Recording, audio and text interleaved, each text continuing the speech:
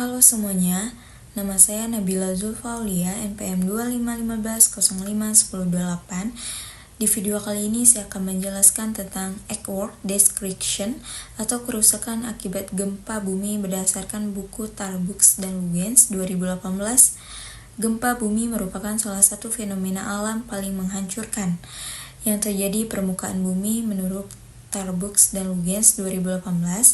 Gempa bumi adalah getaran pada permukaan bumi yang disebabkan oleh pelepasan energi secara tiba-tiba di dalam kerak bumi. Energi ini memancar dalam bentuk gelombang seismik yang dapat menyebabkan berbagai jenis kerusakan, baik terhadap struktur batuan, struktur buatan manusia maupun terhadap lingkungan alam.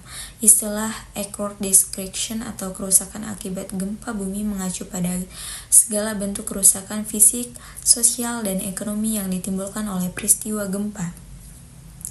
Besarnya tingkat kerusakan akibat gempa tidak hanya ditentukan oleh kekuatan atau magnitudo gempa itu sendiri, melainkan juga oleh berbagai faktor lain. Tarbuck dan Lugens menjelaskan bahwa faktor-faktor utama yang mempengaruhi tingkat kerusakan akibat meliputi kekuatan getaran, durasi gempa, jarak dari pusat gempa, kondisi geologi permukaan, dan kualitas bangunan di wilayah terdampak. Gempa dengan magnitudo besar dan durasi yang lama tentu melepaskan energi yang jauh lebih besar sehingga menimbulkan kerusakan yang luas. Daerah yang berjarak dengan pusat gempa yang menerima getaran paling kuat. Selain itu, sifat tanah juga mempengaruhi besarnya kerusakan. Tanah yang lunak, jenuh air, atau lepas seperti pasir cenderung memperkuat getaran melalui proses amplifikasi, sedangkan batuan dapat mampu meredam gelombang seismik. Faktor lain yang tak kalah penting adalah kepadatan penduduk dan kualitas konstruksi bangunan. Di daerah perkotaan padat penduduk, terutama dengan bangunan yang tidak memenuhi standar tahan gempa, tingkat kerusakan dan jumlah korban biasanya jauh lebih tinggi.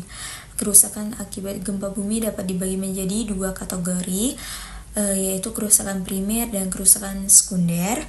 Kerusakan primer merupakan dampak langsung dari getaran seismik seperti runtuhnya bangunan, jembatan, jalanan, serta retakan di tanah. Getaran kuat dapat menyebabkan fondasi bangunan bergeser atau roboh total, terutama jika struktur bangunan tidak dirancang untuk menahan gaya lateral dan dari gelombang gempa. Sementara itu, kerusakan sekunder terjadi sebagai akibat tidak langsung dari gempa bumi. Contohnya termasuk kebakaran akibat rusaknya jaringan gas dan listrik, longsor di daerah pegunungan, tsunami pada wilayah pesisir, serta fenomena likuifikasi, yaitu saat tanah jenuh air kehilangan kekuatannya dan berperilaku seperti cairan sehingga menggelamkan bangunan di atasnya. Beberapa peristiwa gempa besar di dunia telah menunjukkan besarnya potensi kerusakan tersebut. Contohnya gempa Tohoku di Jepang tahun 2011 dengan magnitudo 9,0 memicu tsunami dahsyat yang menewaskan lebih dari 15.000 orang dan menyebabkan kerugian ekonomi hingga ratusan miliar dolar AS di Indonesia. Gempa di Yogyakarta tahun 2006 berkekuatan 6,3 menewaskan lebih dari 5.700 orang dan menghancurkan ribuan rumah karena kualitas bangunannya rendah. Sementara itu, gempa Haiti tahun 2010 dengan magnitudo 7,0 menjadi salah satu bencana paling mematikan di abad ke-21, menelan lebih dari 200.000 korban jiwa akibat lemahnya infrastruktur dan permukiman. Selain dampak fisik, gempa bumi juga membawa dampak sosial, ekonomi, dan lingkungan yang besar. Secara sosial, masyarakat kehilangan tempat tinggal, anggota keluarga, dan sering mengalami trauma psikologis mendalam. Secara ekonomi, gempa dapat menghancurkan infrastruktur vital seperti pabrik, jembatan, dan pelabuhan sehingga menghambat aktivitas ekonomi dalam jangka panjang. Dari sisi lingkungan, gempa dapat mengubah bentuk permukaan tanah, menyebabkan perancaman akibat kebocoran bahan kimia, dan memicu bencana lanjutan seperti tsunami dan longsor. Menurut Tarbuck dan Lugens 2018, meskipun gempa bumi tidak dapat dicegah, manusia memiliki kemampuan untuk mengurangi tingkat kerusakan melalui berbagai langkah mitigasi. Upaya pertama adalah pembangunan bangunan tahan gempa dengan desain struktur yang fleksibel dan bahan bangunan ringan. Desain seperti memungkinkan bangunan untuk berayun mengikuti gerakan tanah tanpa runtuh. Dan yang kedua, ada penting untuk meningkatkan pendidikan dan kesadaran masyarakat melalui simulasi evakuasi dan pelatihan tanggap bencana secara berkala.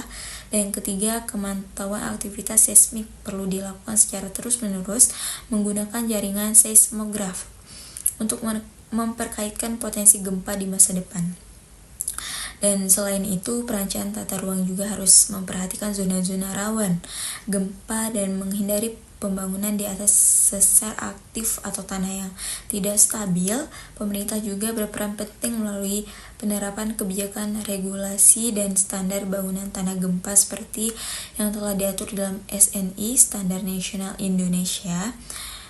Kesimpulannya dapat kita simpulkan adalah kerusakan akibat gempa bumi merupakan hasil interaksi kompleks antara faktor alam dan faktor manusia. Energi seismik yang dilepaskan bumi memang tidak dapat dihindari, namun dampaknya terhadap kehidupan manusia sangat bergantung pada kesiapan dan ketahanan infrastruktur yang kita bangun. Dengan penerapan teknologi, perencanaan tata ruang yang bijak, serta kesadaran masyarakat yang tinggi, tingkat kerusakan dapat dinamakan gempa bumi mengajarkan bahwa alam memiliki kekuatan yang besar, tetapi pengetahuan dan tindakan yang tepat manusia mampu hidup berdampingan secara aman dengan kekuatan alam tersebut.